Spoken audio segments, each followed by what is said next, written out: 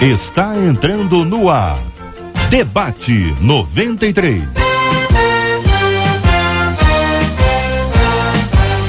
Realização 93 FM.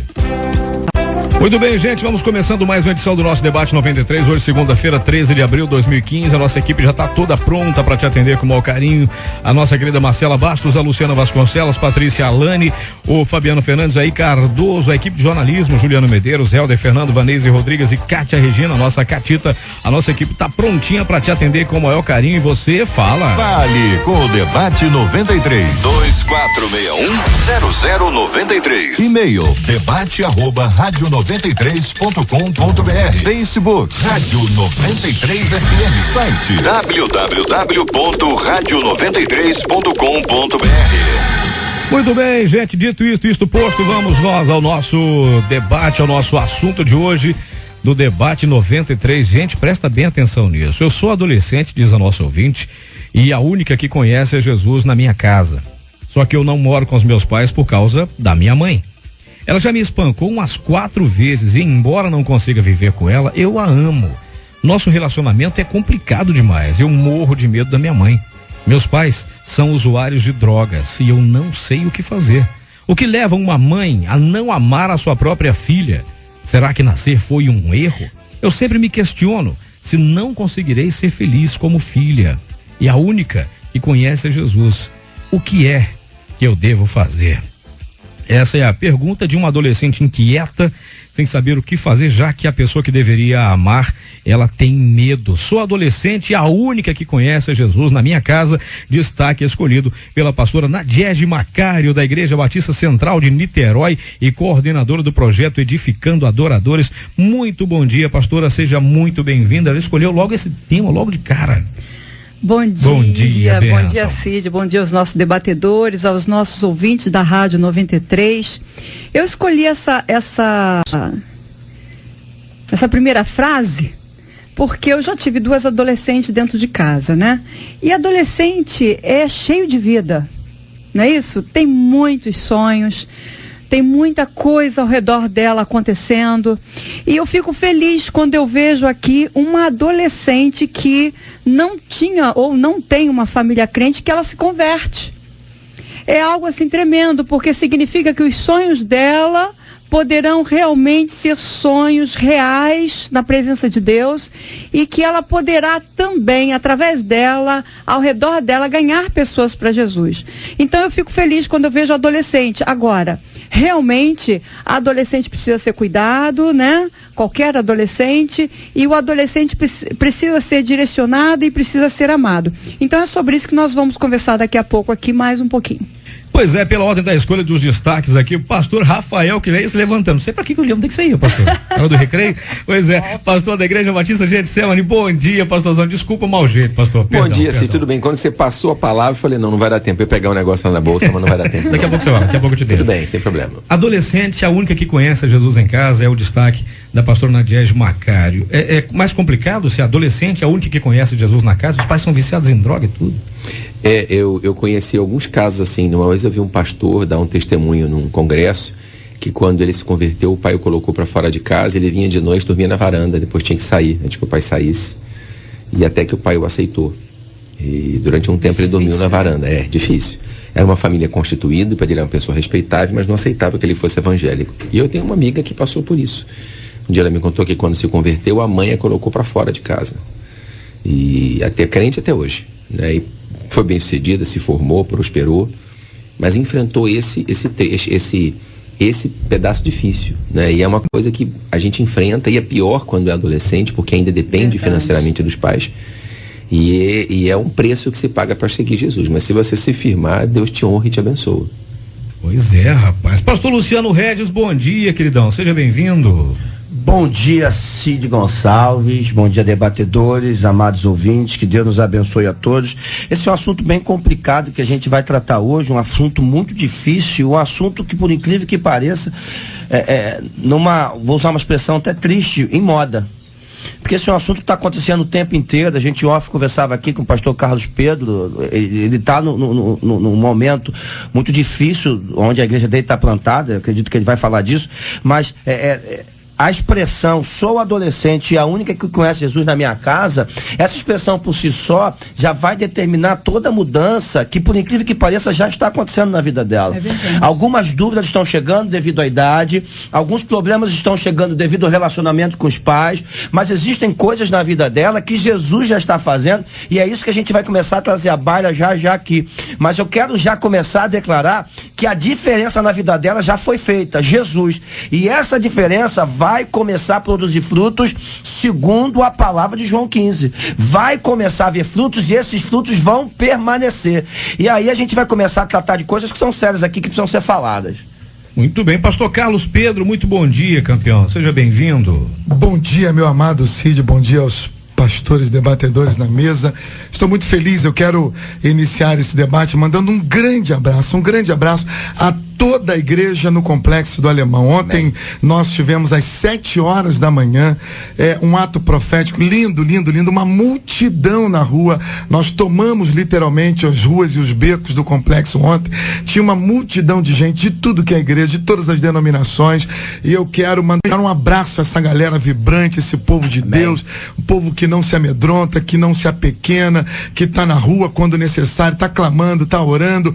O inferno se levanta, mas a igreja está de pé. Quero mandar um abraço muito especial ao pessoal lá da Betânia, do Poço de Jacó, que ontem me pediram isso. Eu quero aqui as irmãs da Betânia, irmãs abençoadas, um grande abraço a toda a galera que está aí no Complexo Alemão. Cid, amados ouvintes, nós temos uma multidão de ouvintes no Alemão também.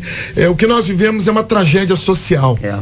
O que nós estamos hoje lendo aqui é uma tragédia chamada de Os Filhos do Crack.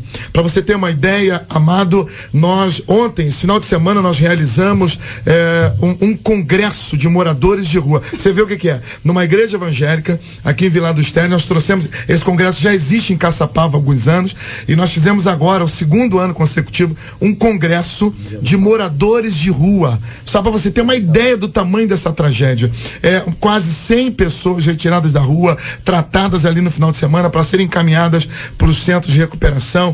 E nós vivemos hoje com uma realidade. Ontem eu conversava com uma avó que cuida já de 4 crianças, filhas dessa tragédia social chamada crack, cocaína e maconha.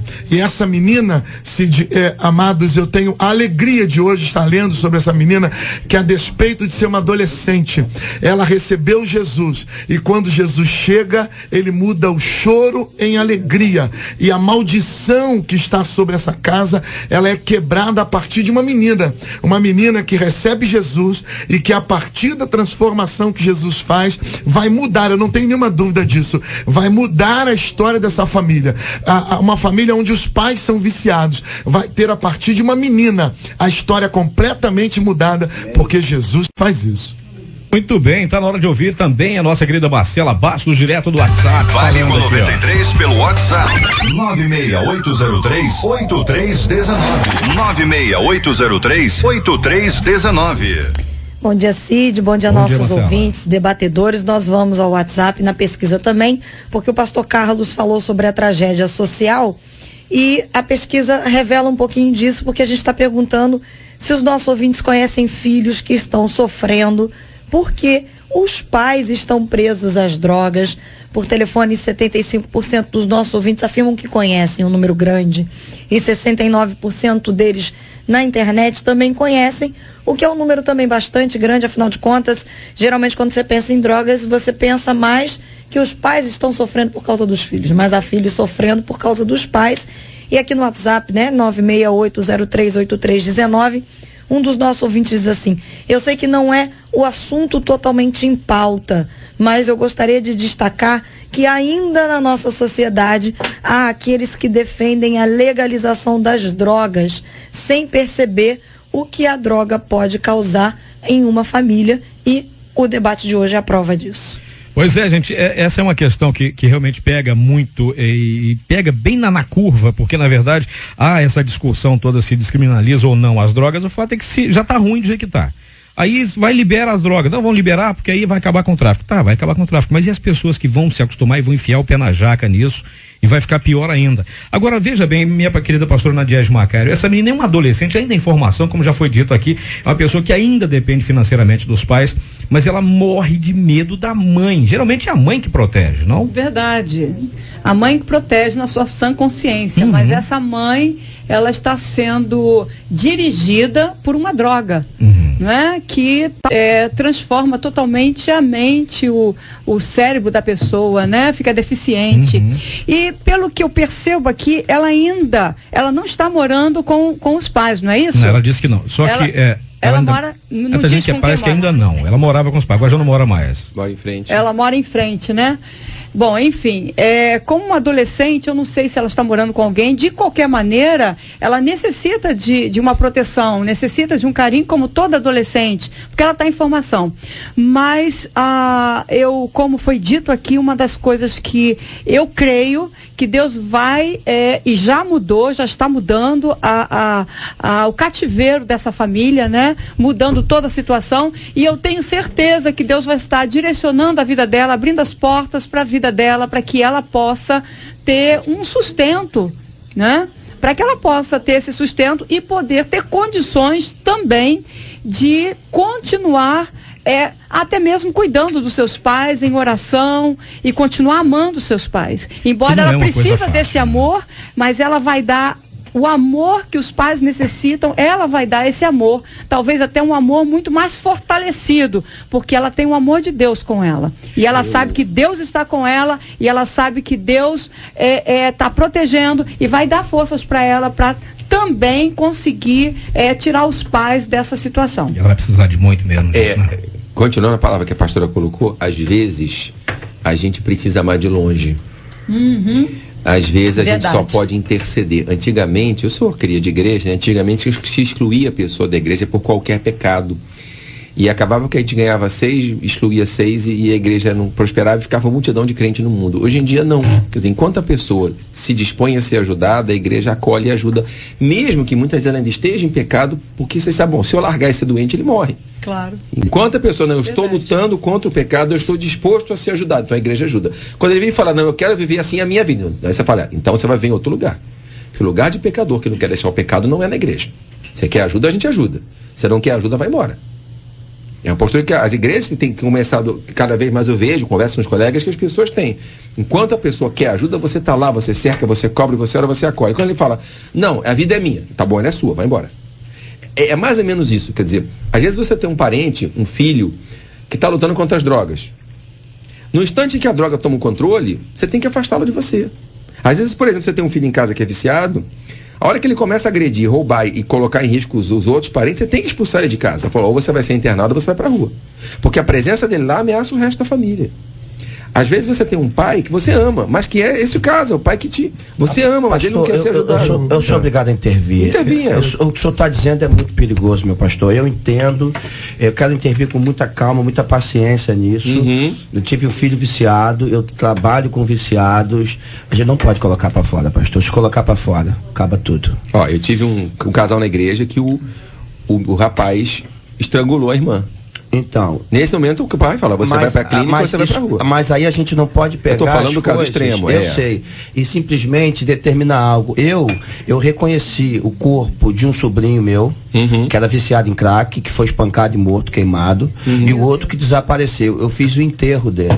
Foi uma das coisas mais tristes que eu já vi na minha vida, porque isso tocou na minha casa, na minha carne, na minha família.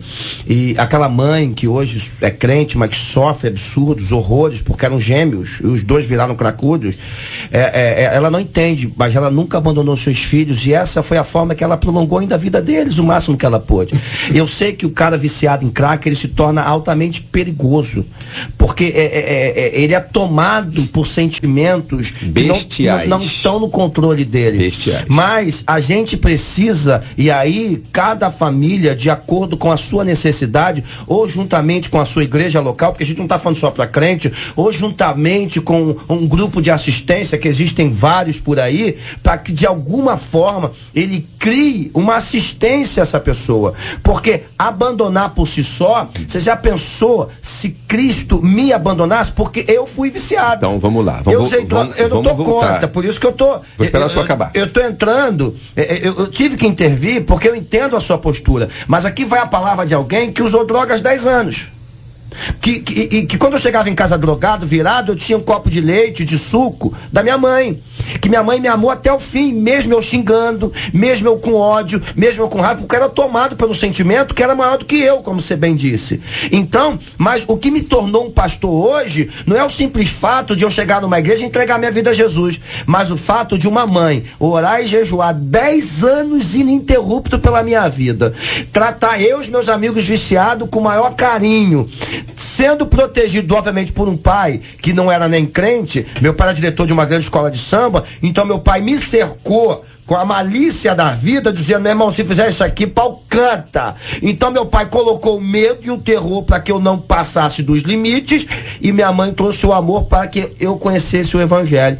Então, quando a gente fala, eu sei que existem casos terríveis, mas quando a gente fala numa rádio poderosa como essa, por uma infinidade de gente que está nos ouvindo agora, que a gente entra em todas as casas, porque quase todas as casas hoje estão viciados. Essa é uma grande verdade. E a gente tem que ter muito cuidado. Por isso que me perdoe, eu preciso intervir, porque quando a gente diz põe pra fora, a gente está dizendo para um monte de pai e mãe que está cansado, que não aguenta mais, que não sabe mais o que fazer. O pastor está dizendo, eu vou fazer. E ele vai se arrepender o resto da vida. Bom, eu respeito, eu acho que o legal do debate é quando a gente discorda. Isso é bacana. Quando todo mundo concorda, tem hora que a gente olha pro locutor, ele fica assim, e agora? Ele inventa alguma coisa. Fala então é legal. Então vou revoltar o que eu falei. Quando a situação chega num limite que foge do controle, eu comecei falando uma coisa que nem todo pastor concorda. Falei, hoje em dia você não exclui simplesmente que o cara pecou. Você exclui quando decide viver no pecado. Comecei um exemplo radical, já me posicionando, olha, a gente ama, a gente acolhe. Quando sai de controle, você tem que falar, cara, olha só, saiu de controle. Então vou voltar pro filho. Enquanto, o que eu falei? Quando chega um limite em que a presença do viciado, por exemplo, dentro de casa, coloca em risco a vida dos outros, fala, olha só, eu te amo, mas eu também amo os teus irmãos. Eu te amo, mas eu também amo a tua mãe. Então, mas qual a espécie do vício que coloca pastor, a vida de alguém em risco? Eu te deixei terminar de falar. Agora me deixa terminar de falar. Tá bom? Senão fica sem graça. Eu fico quieto e aí acaba. Eu posso fazer isso. Tá? Então, assim, o que eu falei? Se chegar no limite, teve caso de rapaz que levou a irmã pra ser abusada, que matou o irmão, que matou o primo, que matou a mãe. A gente vê isso no jornal. Então, quando chega nesse limite, a minha recomendação, eu mantenho ela, é tirar de casa. Porque enquanto você falou, eu usei droga. Eu não estou falando para botar fora de casa que usa droga.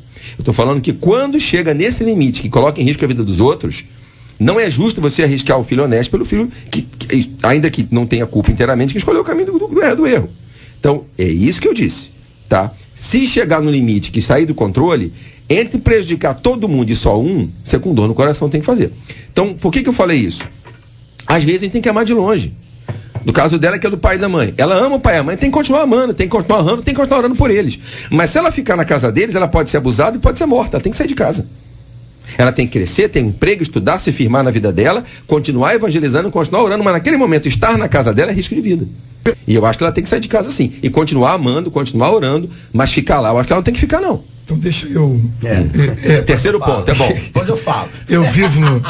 Eu vivo dentro de uma realidade cruel demais, meu Deus.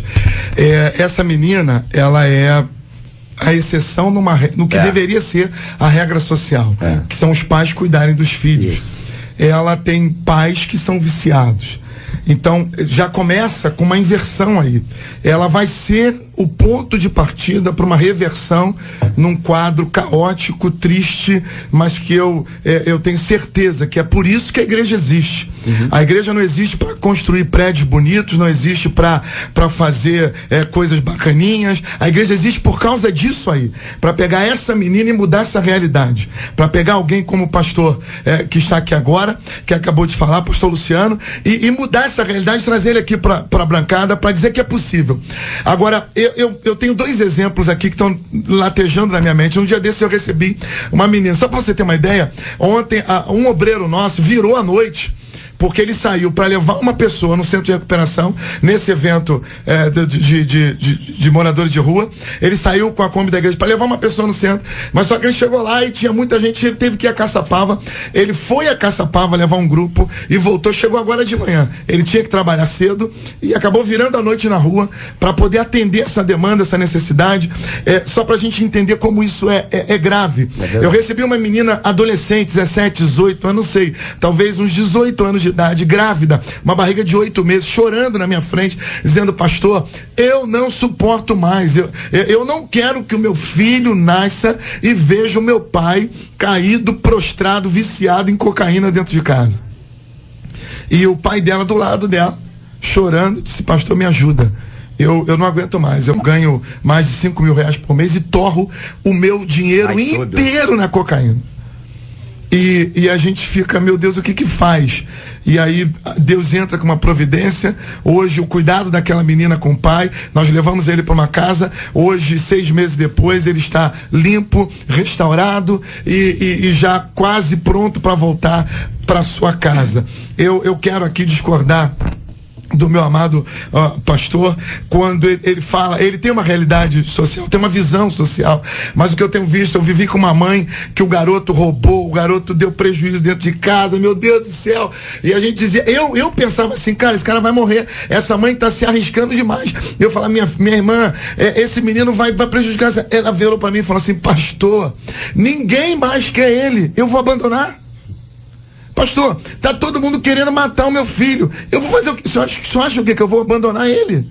Não, pastor. Se eu tiver que morrer, eu vou morrer junto com ele. Mas eu não vou abandonar meu filho. Eu vi isso de uma mãe.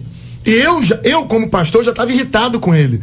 De tanto que a gente tentou com o cara, eu já estava irritado. Eu já não queria mais. E de tanto que a gente perdeu dinheiro com ele, a gente tentou.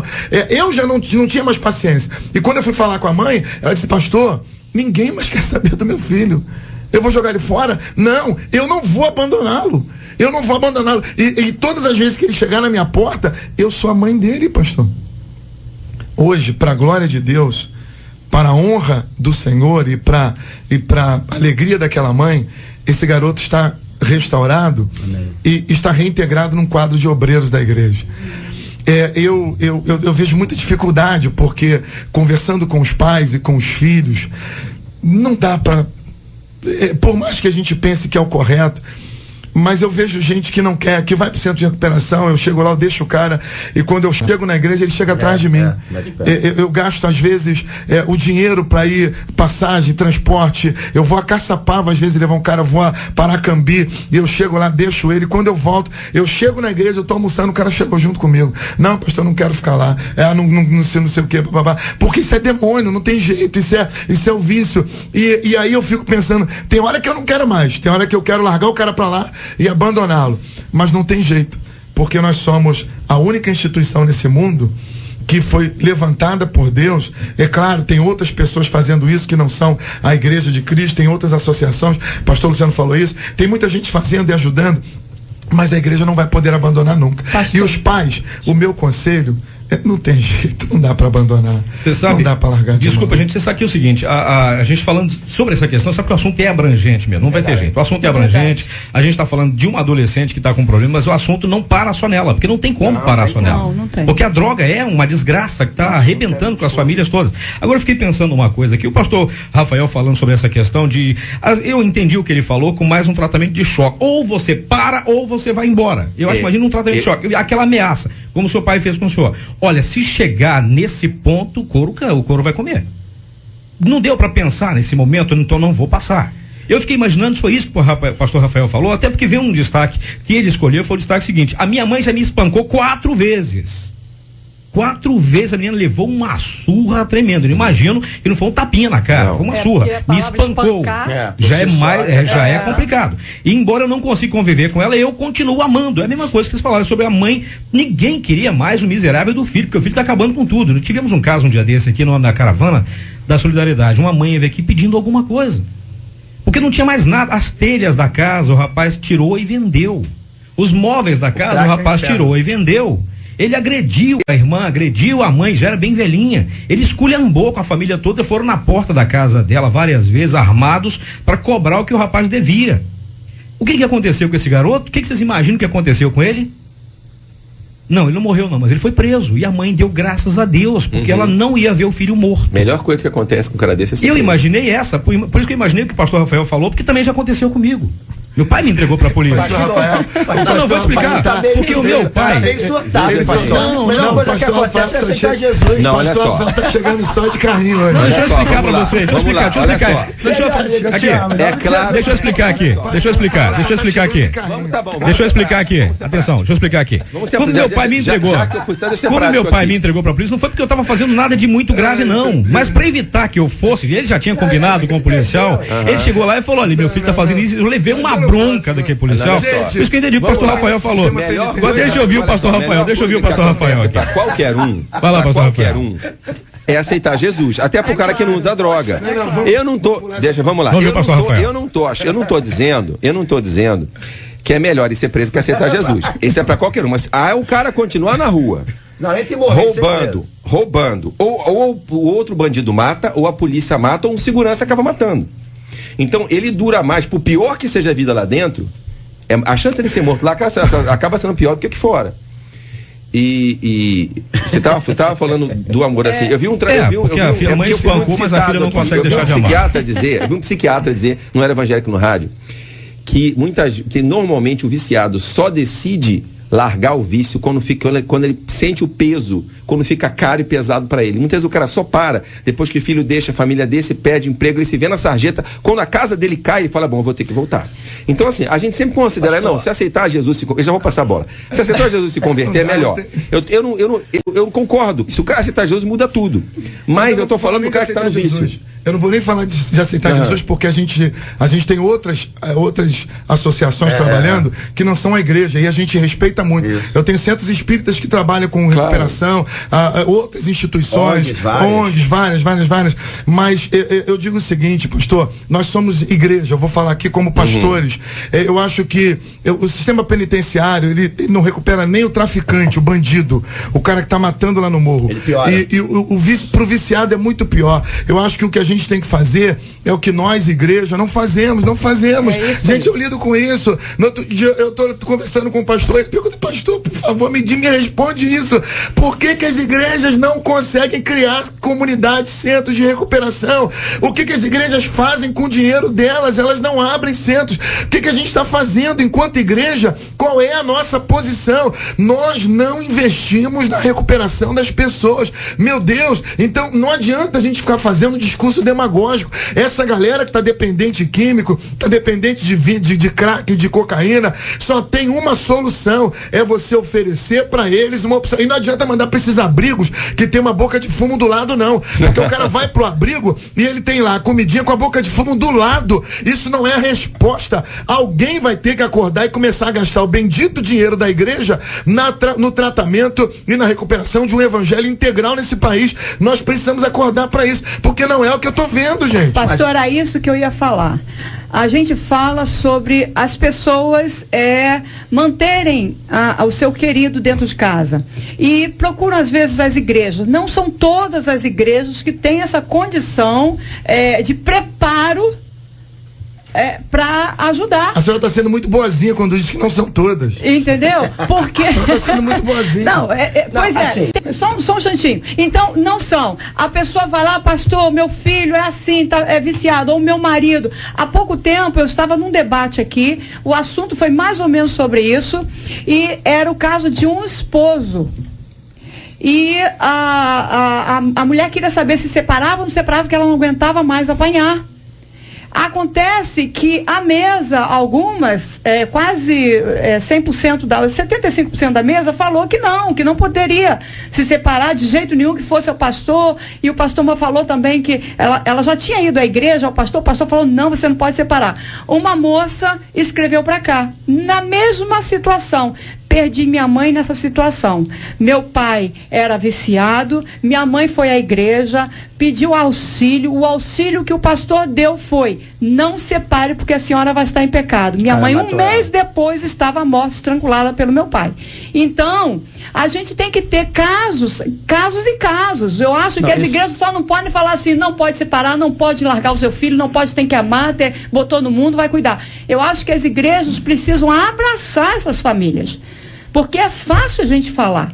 Agora, a igreja precisa fazer diferença na sociedade. Então, muitas vezes não deixa faz. Deixa eu colocar para a senhora que a sua realidade é outra. Graças a Deus que a sua igreja faz isso. Esses milhares de pessoas que estão nos ouvindo têm que entender uma coisa: violência doméstica tem um endereço. É delegacia. A gente tem que parar com essa bobagem de achar que violência doméstica a gente vai achar suportando pancada. Pancadaria, maus tratos se resolve na delegacia. Boa. E enquanto não houver uma queixa, enquanto não houver um boletim, isso não cessa. Eu conheço essa realidade. O cara bate até a hora que ele recebe uma intimação e a delegada põe a pistola em cima da mesa e diz: meu filho, olha aqui nos meus olhos. A próxima vez que você bater na tua mulher, eu vou te buscar onde você estiver.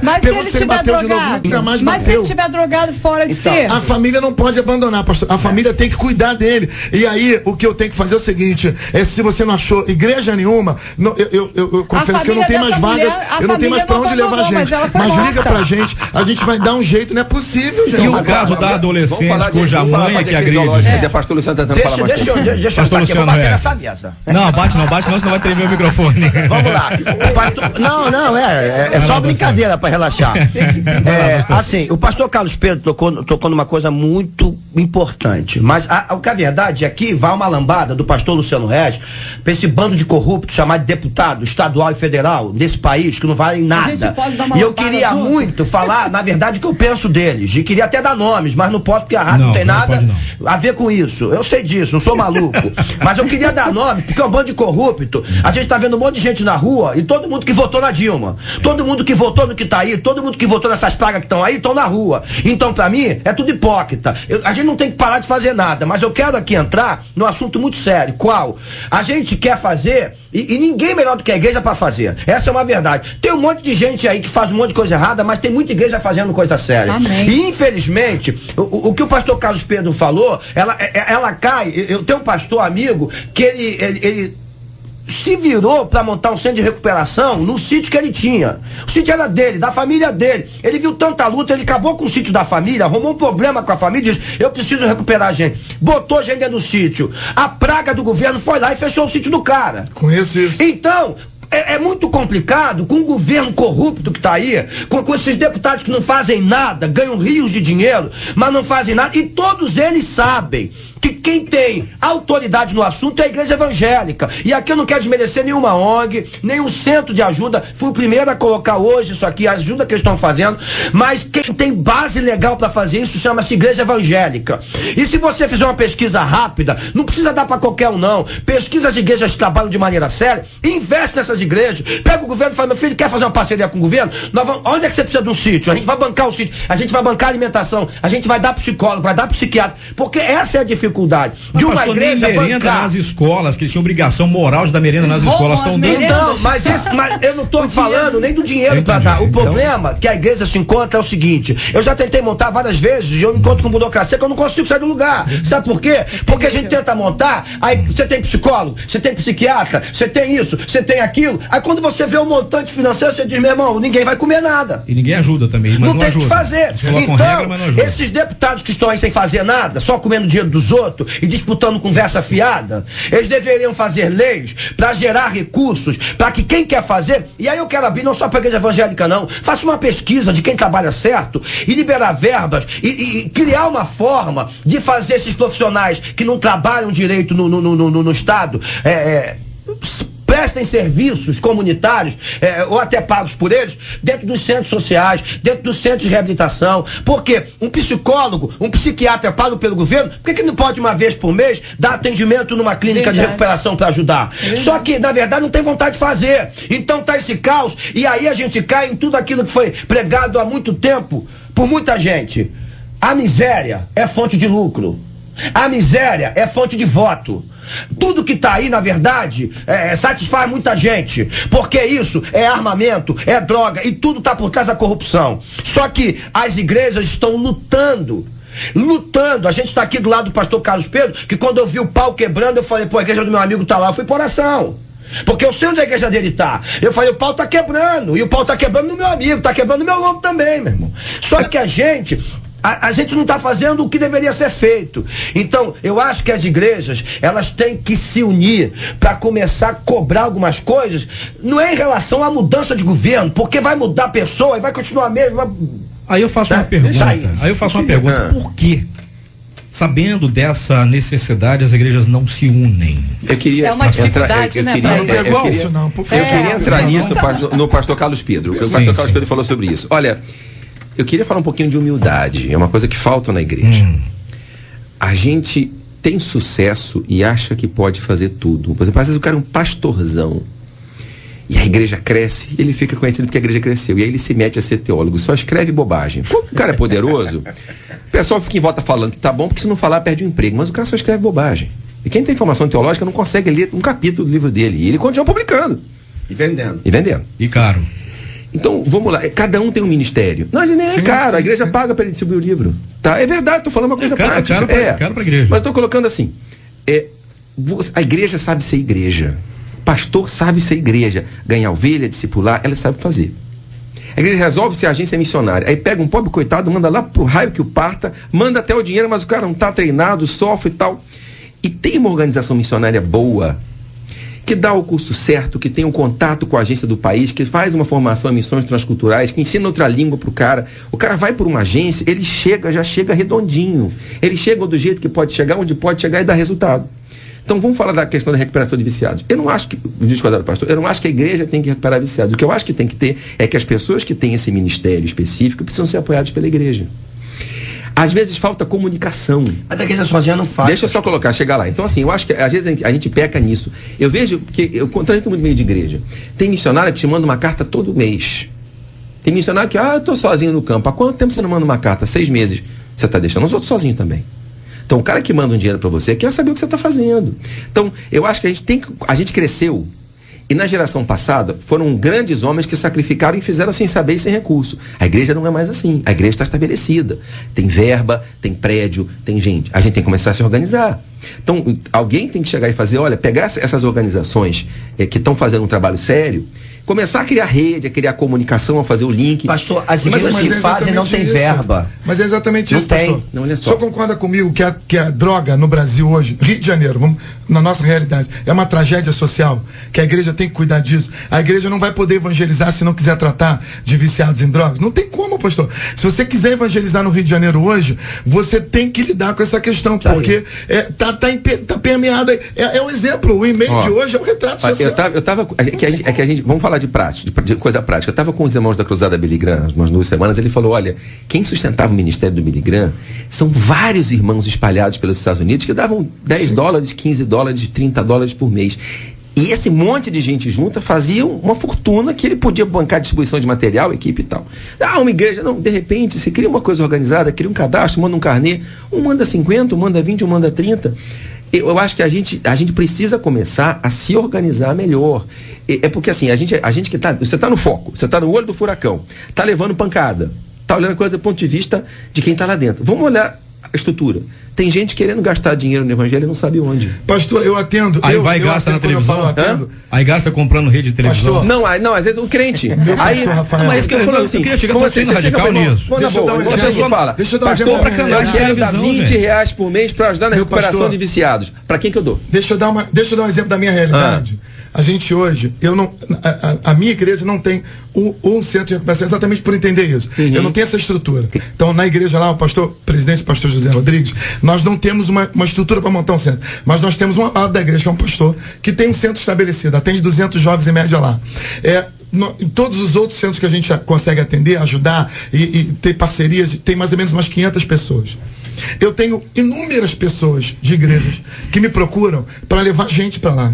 E aí a gente conta aquela historinha que a gente sempre conta. Pô, nós não tem dinheiro de ninguém, não recebe ajuda de ninguém. O cara manda viciado, o cara manda alguém que conhece. Pergunta para mim quantos chegam junto lá. Porque não tem, o cara acha que não tem que ajudar, não ajuda, conta historinha porque a dívida, porque o problema, não ajudam. É muito difícil. A igreja no Rio de Janeiro, vou falar do Rio de Janeiro, a igreja no Rio de Janeiro não tem essa coisa de verba para missões, de verba para ação social. Eu escuto pastores dizendo para mim que igreja não tem que se meter em fazer filantropia, igreja não tem que fazer nada na área social, que isso não é possível, tem que rasgar Atos dos Apóstolos. Então, pastor, vamos lá. Rasgar essa Cultura é uma coisa que a gente cria.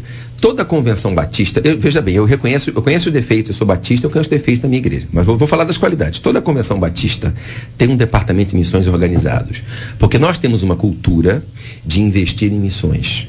Uma vez um casal chegou na nossa igreja e falou: pastor, a gente queria investir em algum missionário. Onde é que a gente investe? Queria tirar 20, 30 reais por mês para mandar para missões.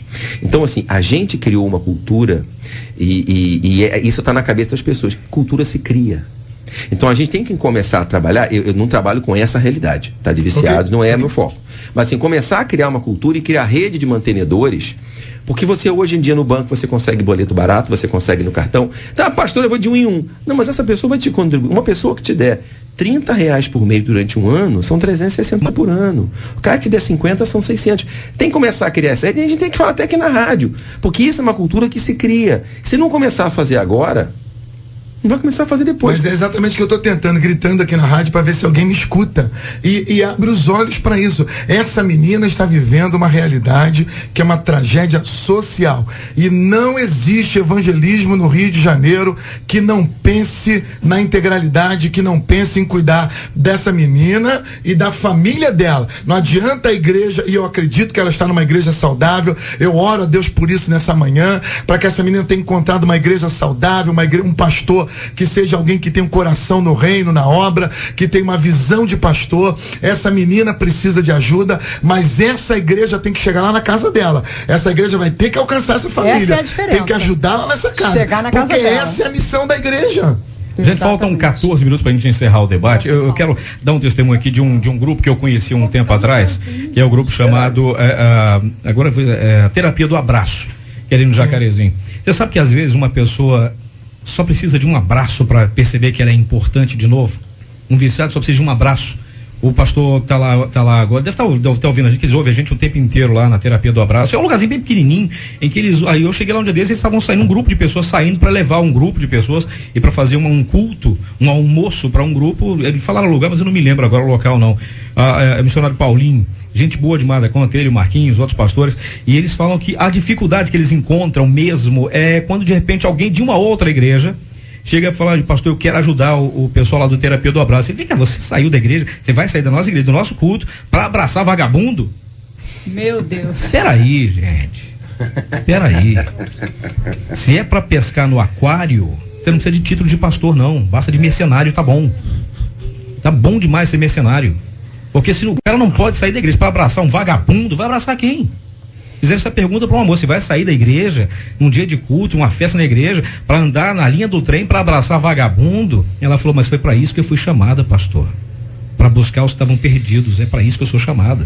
Então, meu abraço carinhoso ao pessoal da Terapia do Abraço, que faz um trabalho que pouca gente vê, mas é importante demais na conta. Voltando à nossa ouvinte, a nossa menina preocupada, tem aqui o destaque do pastor Luciano Regis: o que leva uma mãe a não amar a sua própria filha.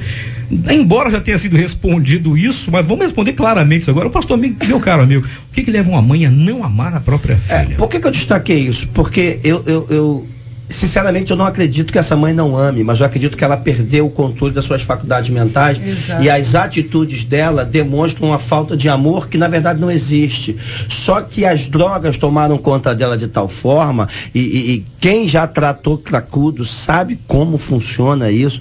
Ele não tem mais domínio, ele fica num estado avassalador de dependência. Então, e por que eu toquei nisso? Porque eu queria tirar esse peso do coração dessa adolescente que está buscando a Cristo, ela quando faz isso, ela está tentando honrar a mãe dela e o pai dela.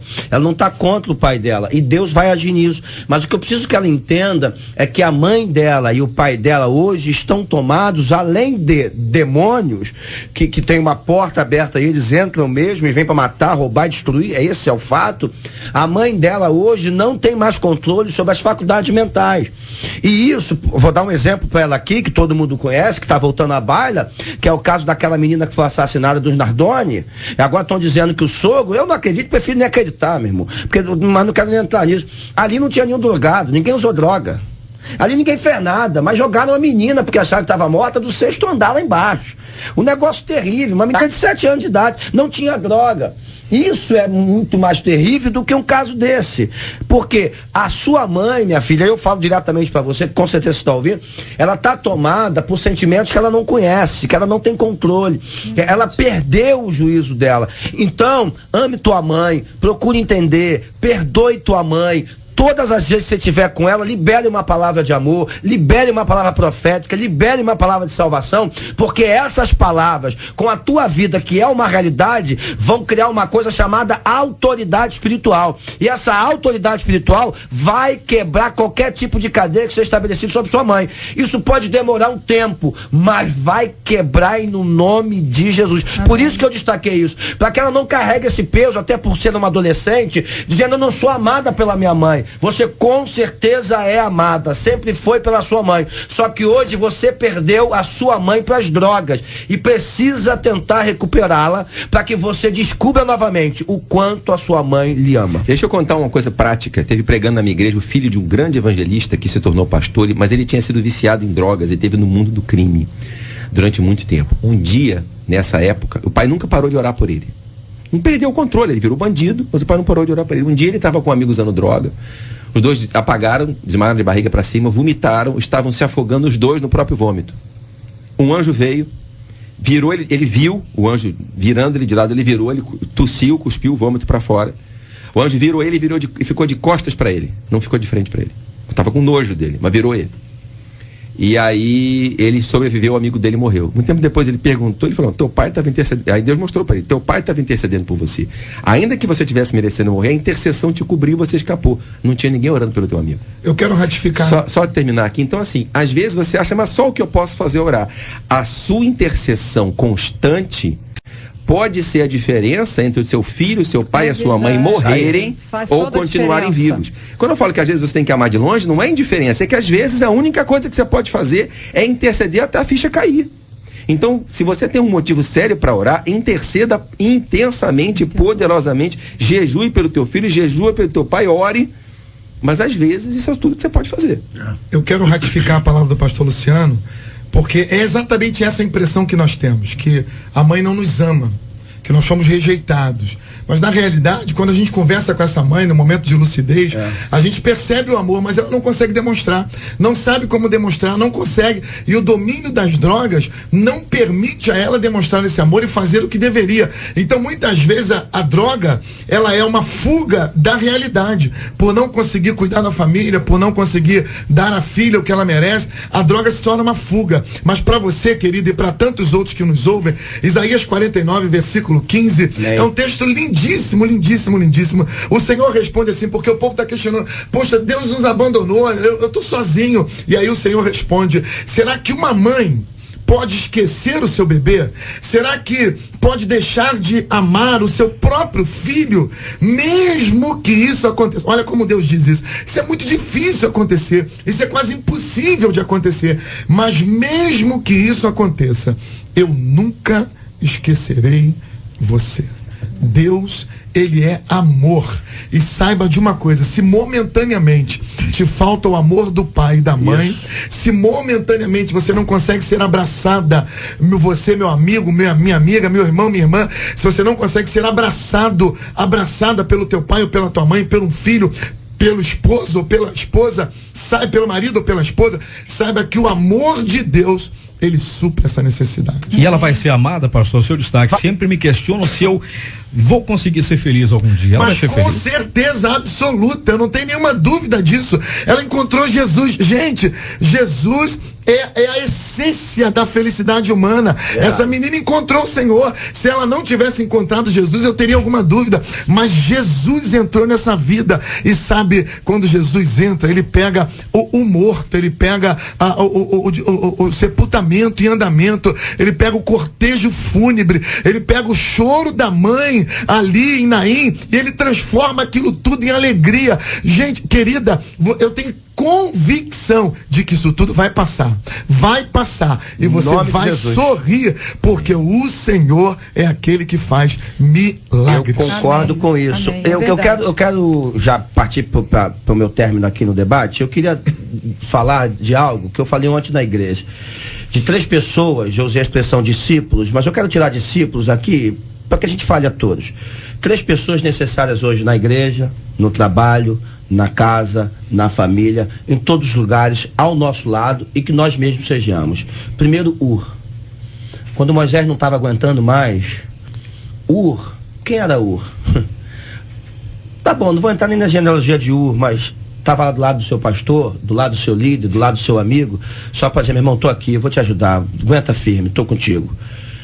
Tem um cara chamado Ananias, que quando ninguém iria atrás de Saulo de Tarso, porque ele estava consentindo na morte de todo mundo, com cartas e vindo para arrebentar com as igrejas, vamos usar a expressão, ele se encontra com Jesus no caminho de Damasco, mas que ninguém acreditava.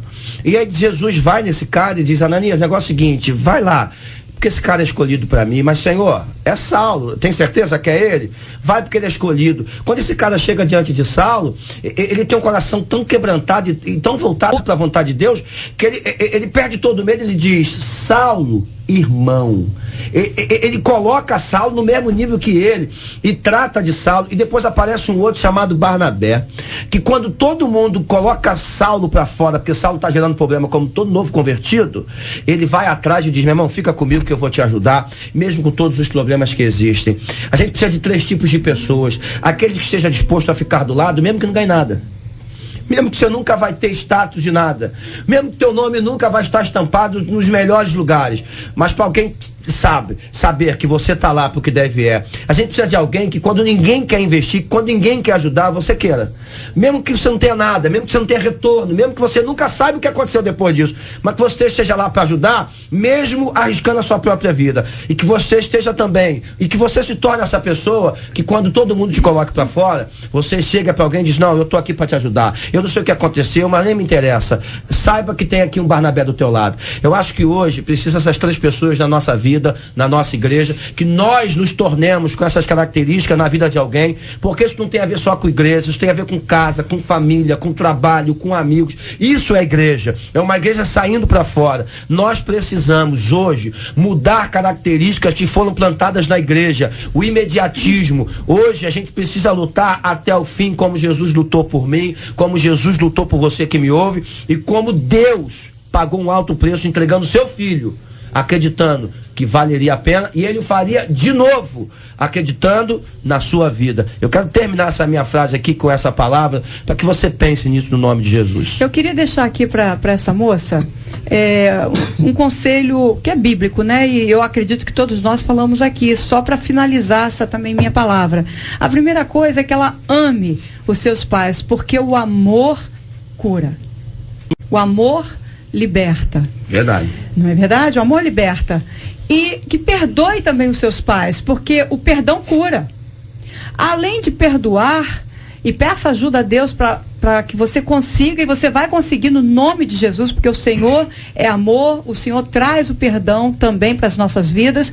Você também interceda, porque a intercessão pelos seus pais vai fortalecer os seus pais para que eles possam fazer uma caminhada segura e em direção ao Senhor.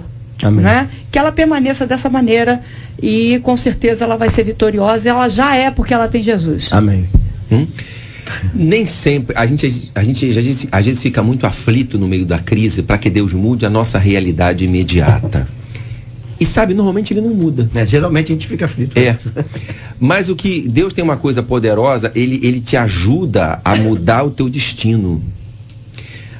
os pais, vou falar com essa menina, os teus pais hoje estão escravos da droga. Você já não está nesse caminho. Não sei nem se você está dizendo, você já não faz parte mais desse universo. Deus te tirou de lá. Não é a realidade que você queria. Você queria ter uma família que te desse suporte, você poder estudar tranquila, crescer. Tá, você não tem. Mas você já está fora desse contexto quando aceitou Jesus. Persevera com Jesus, porque ele vai te ajudar a construir uma outra realidade a longo prazo. Estude. Nem que seja à noite, nem que não seja no melhor lugar. Se qualifique, case, permaneça na presença do Senhor. Você vai construir uma carreira, você vai construir a sua família, você vai construir a sua vida e você vai continuar intercedendo. Quando os teus pais estiverem prontos para ser ajudados, você vai estar lá. Amém. Então assim, não Caíno, olha só, hoje a tua realidade é ruim, mas Deus vai te ajudar a construir uma realidade. Você vai olhar há 10 anos e falar, caramba, como eu caminhei. E na hora que os teus pais se voltarem para Deus, você vai estar lá para acolher. Amém. Amém. Marcela Bastos está aqui para falar com a gente sobre o assunto de hoje, sobre pesquisa, sobre o WhatsApp, sobre tudo. Então, bora lá. Pesquisa 93. A doce voz de Marcela Bastos. Vou falar voz do além não, pastor. Não vou falar voz do além. Não vou falar. Ele gosta, né? Eu falei que eu não vou falar, não. É que o pastor já olhou para mim, o pastor Luciano já olhou para mim. Eu sei também, o pastor Luciano. Nem falou nada, mas a culpa é dele sempre também. Eu também sei disso. Marcela, a culpa é minha, eu ponho em quem eu quiser. Eu vi isso num dia dessa televisão, a culpa é minha, eu ponho em quem eu quiser. Você conhece aí filhos que sofrem porque seus pais estão presos às drogas?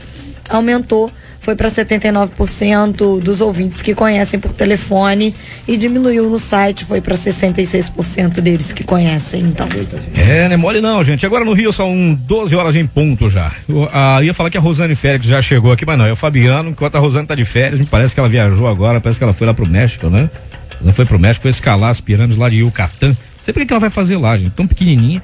Mas enfim, gente, é o seguinte, olha, eu tenho andado meio que impressionado com a inveja, gente. Eu tenho andado impressionado com a inveja. Eu sei mesmo que isso não é novidade pra ninguém, essa questão da inveja, não é novidade pra ninguém não. Mas a questão é o seguinte, mas ver alguém preso a esse sentimento, isso me assusta, gente. Aí fico muito mais estarrecido quando quem vive assim se diz servo de Deus. Eu não consigo entender como gente que tem dons e talentos pode ter inveja do outro.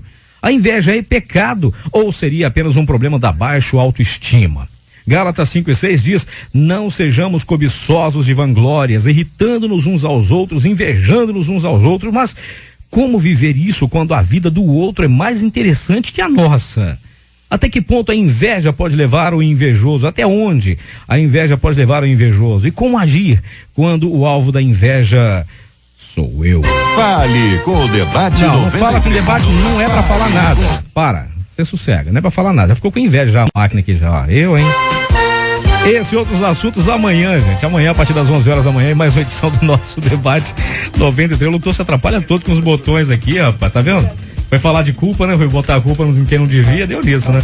Meu caro pastor Rafael, obrigado pela sua presença. Até o próximo, campeão. Deus abençoe. Um abraço, Cid. Um abraço para todos os irmãos da Igreja Batista Getsemane, para Jaqueline, minha esposa, para Rebeca e para Daniel, meus filhos.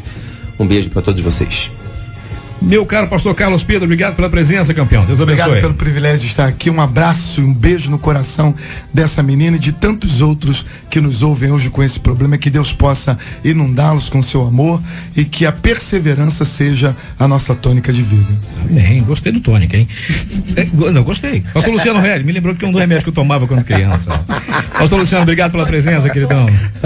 Boa tarde a todos. Quero mandar um beijo pra minha igreja amada, mandar um beijo pra minha esposa que me ouve agora, meus filhos, o Júnior, o Gabriel, a minha filha Manuela, que ficou noiva ontem. Parabéns, minha filha, Deus te abençoe. E você, Gustavo, cuidado comigo, hein? Ih, rapaz. O que foi o quê? Um aviso, ameaça ou só uma ideia? Não, é proteção. Proteção. Que foi, pastor? Isso foi uma ameaça. Foi ameaça? Que Deus abençoe, eles são meninos de Deus. Amém, amém. Pastor Nadiege Macari, obrigado pela presença, benção.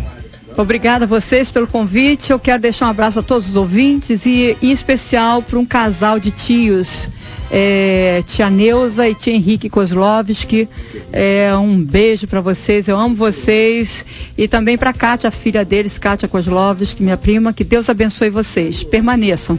Firme no Senhor. Esse nome tem muito ouro, hein? Não é, rapaz? Kozlovski é um nome diferente, né? Quando ela falou, lembrei logo da grande. Um abraço pra minha mãezinha também, né? É bom mandar pra mãe, Pois é. Aliás, um beijo pra minha mãe que me deu uma bronca ontem, rapaz, sério. Minha mãe me pegou, eu tô com a orelha quente até agora. Ficou quase 1 hora no telefone, minha mãe me dando bronca. Isso aí, mereceu. Mãe não dá bronca à toa, não. Eu não descobri qual é a minha culpa até agora, mas ela falou, então eu aceito. Vou fazer o quê?